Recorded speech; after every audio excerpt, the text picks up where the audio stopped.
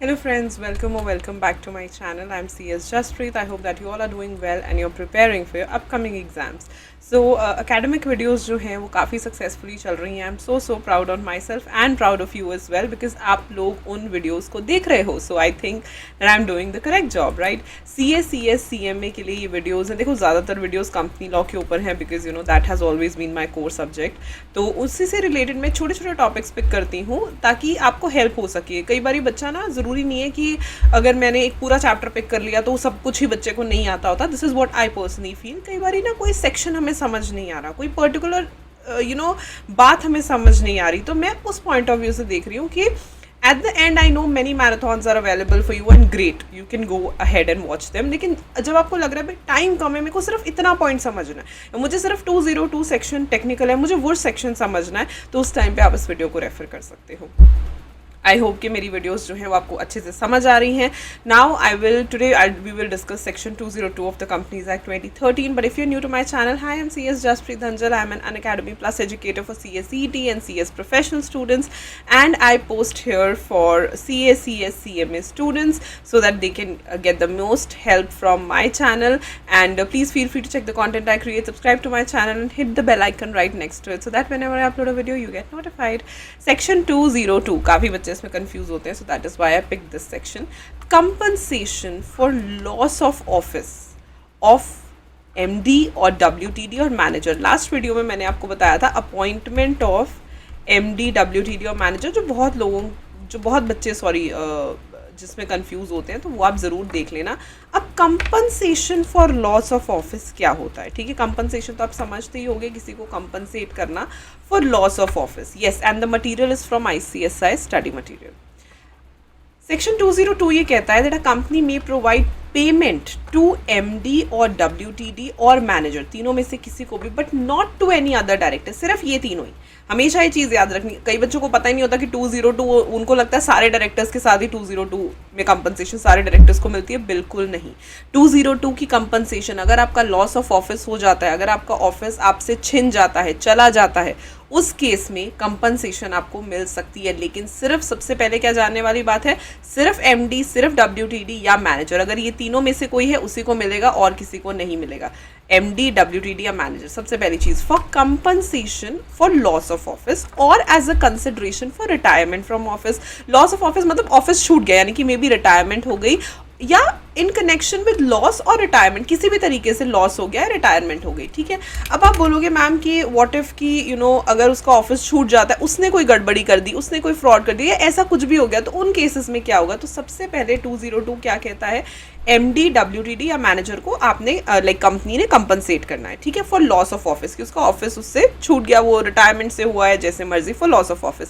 लेकिन इस सेक्शन में मेन पॉइंट पता क्या है कि कब कब ये पेमेंट नहीं देनी. I always tell the students कि जहाँ पे मनाई वाली बातें होती है ना, जहाँ एक्सेप्शंस होते हैं, वो बड़ी ज़रूरी होती है. वैसे तो देखो कंपनसेशन देनी है, लेकिन कब कब कंपनसेशन नहीं देनी, दैट इज इंपॉर्टेंट, वो हम पढ़ेंगे. सबसे पहला, where a director resigns from the office as a result of reconstruction of the company or its amalgamation with another body or bodies corporate and is appointed as the MD or WTD or manager or other officer of the reconstructed company or the body resulting from amalgamation. ठीक है, एक company है, एक company से उसने resign कर दिया, लेकिन वो इसलिए रिजाइन किया क्योंकि कंपनी में रिकंस्ट्रक्शन हो रही है और कंपनी किसी और कंपनी के साथ अमेलगमेट हो रही है, राइट. और वो नई कंपनी में जाकर के अगर वो MD, मैनेजर या कोई ऑफिसर लग जाता है, तो लॉस ऑफ ऑफिस थोड़ी हुआ.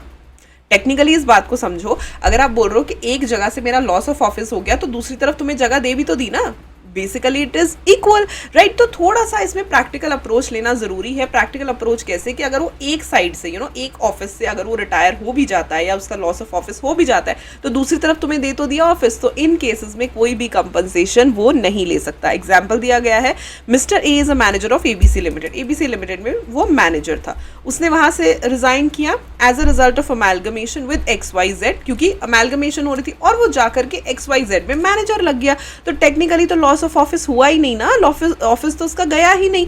एक ऑफिस से वो दूसरे ऑफिस में चला गया, वो भी इसलिए बिकॉज अमेलगमेशन हुई थी, राइट. तो इन केसेस में कंपनसेशन नहीं दी जाती. Number 1. Number 2, where the director resigns from his office otherwise than on reconstruction या amalgamation of, अगर वो खुद भी resign कर देता है, अगर वो खुद भी resign कर देता है तो भी loss of office नहीं, because this we can, loss क्या होता है, लॉस होता है कोई चीज़ का गवा देना किसी चीज़ को या खो देना किसी चीज़ को, बट दिस इज समथिंग जहां हम गवा नहीं रहे, हम सोच समझ के उसको छोड़ रहे हैं, right. So this is like leaving an office, right, resigning. तो अगर कोई डायरेक्टर रिजाइन भी करता है, for example mister A is a manager of ABC and he resigns, you know, and there was no reconstruction, तो भी उसको compensation नहीं मिलेगा, बिकॉज वो सोच समझ के रिजाइन कर रहा है, उस केस में भी उसे कंपनसेशन नहीं मिलेगा. The third thing, where the office of the director is vacated under section 167 subsection 1, जो वेकेशन ऑफ ऑफिस है. अगर आपको नहीं डिटेल में पता तो इसकी वीडियो मैं लिंक कर दूंगी, I will put it in the I button above. I think last year मैंने ये वीडियो इस सेक्शन के ऊपर पूरा डिटेल्ड वीडियो बनाया था वेकेशन ऑफ ऑफिस पे, तो वहां से आपको पता चल जाएगा, राइट. और वेकेशन ऑफ ऑफिस में 167(1) में जो मेन चीज़ें दे रखी हैं, एंड वेकेशन ऑफ ऑफिस को आप आराम से देख लेना. एग्जाम्पल क्या है, mister A is a director of ABC limited and his office is vacated on the ground that he incur any disqualification or he remains absent from all meetings of the board or at the order of tribunal etc. no compensation will be given to him. I think आपने ये पढ़ा होगा 167 में कि अगर board की वो किसी भी मीटिंग को अटेंड नहीं करता, राइट, और लाइक 12 महीने में वो कोई भी मीटिंग अटेंड नहीं करता, तो ऑटोमेटिकली उसका ऑफिस जो है वो वेकेट हो जाता है. तो उस केस में उसे काहे की लॉस ऑफ ऑफिस, राइट. आप खुद समझो ना, loss of office is given where it is like required. यहाँ पे जब तुम्हारी गलती की वजह से ऑफिस वेकेट हो गया, तुम्हारा ऑफिस चला गया, तो हम थोड़ी जिम्मेदार हैं, right. Okay, then when the company is wound up whether by an order of tribunal or voluntarily, provided the winding up was due to the negligence or default of the director.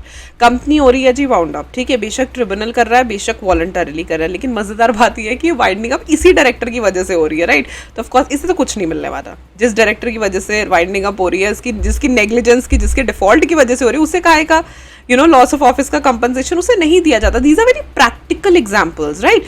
ये दिखाता है कि अगर तुम वाकई में you are deserving, तुम्हें मिलेगा, बट अगर तुम डिजर्विंग नहीं हो तो तुम्हें नहीं दिया जाएगा, right. Like mister A is a director of ABC limited which is being wound up whether by an order of tribunal or voluntarily and the winding up was due to the negligence or default of this director. ये एक ही वजह से wind up हो रही है, wound up हो रही है, इसको तो कोई कंपनसेशन नहीं देंगे, okay.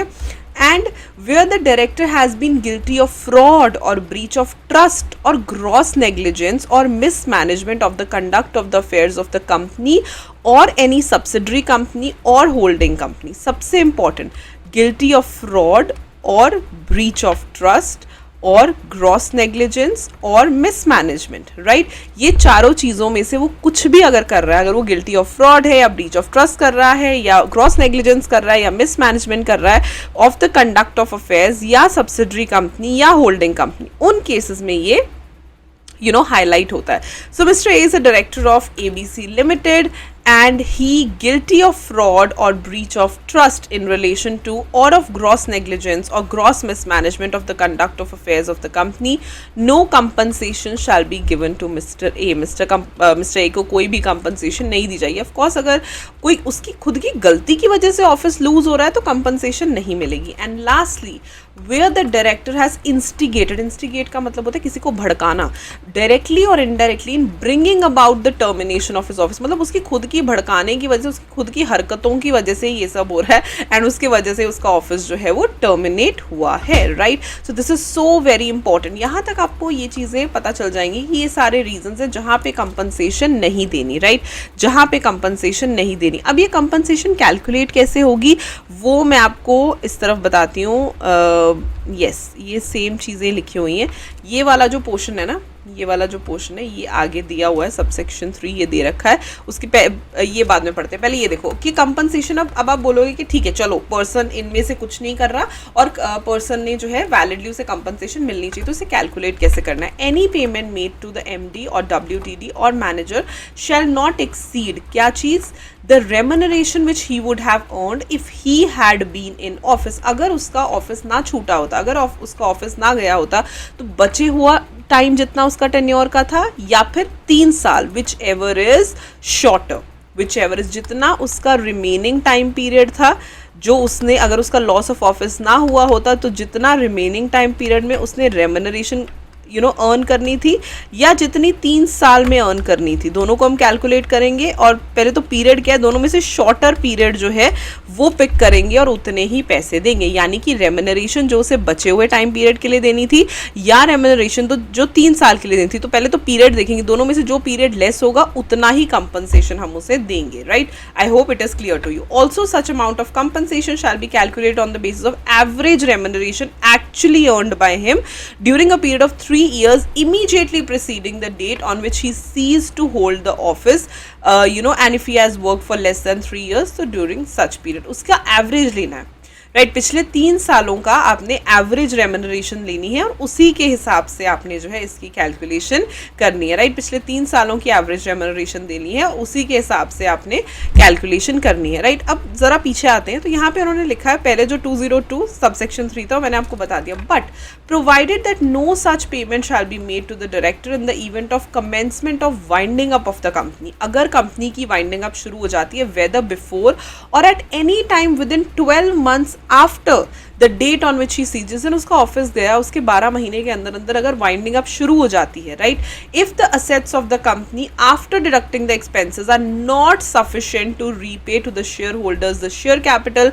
Including the premiums if any contributed by them, तो उस केस में इसे भी कोई पेमेंट नहीं करी जाएगी, ठीक है। अगर इसके ऑफिस सीज होने के 12 महीने के अंदर अंदर या उससे पहले पहले जो वाइंडिंग अप है वो स्टार्ट हो जाती है और कंपनी के पास सफिशिएंट मनी है ही नहीं, वो शेयर होल्डर्स को भी रीपे नहीं कर पा रहे हैं, तो उस केस में इन्हें भी जो है कंपनसेशन नहीं मिलेगी। ये बात आपने याद रखनी है। Also section 202 does not prohibit the payment to a MD, WTD और manager of any remuneration of services rendered by him in any other capacity.